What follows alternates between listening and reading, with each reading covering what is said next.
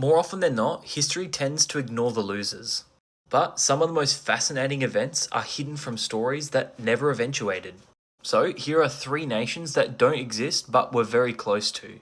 And this is the North American edition. First up along the Pacific Northwest is Cascadia.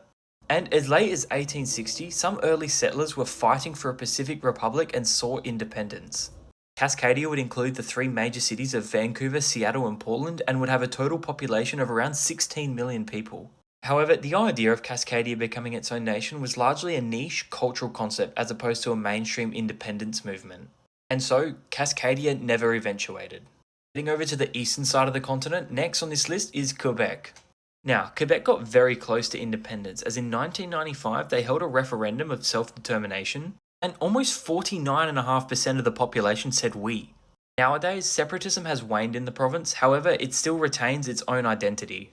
Now, finally on this list is a country that was proposed that I had no idea even existed, and that is the Techne of America. This was at a time where the Great Depression was at its full swing, and in North America, specifically the United States and Canada, the technocracy movement arose. And technocracy is a model of governance such that decision makers are chosen for office based on their technical expertise or background.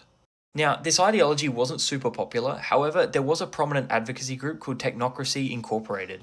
And their most far-fetched proposal was to unite all of North America along with portions of South America, with their main argument being the natural boundaries and resources of the area. It stretched from the Arctic all the way down to Panama, making it an independent, self-sustaining geographical unit. And that was the end of today's video. Let me know which one was your favourite in the comments. Thank you very much for watching and follow me to learn something new every single day.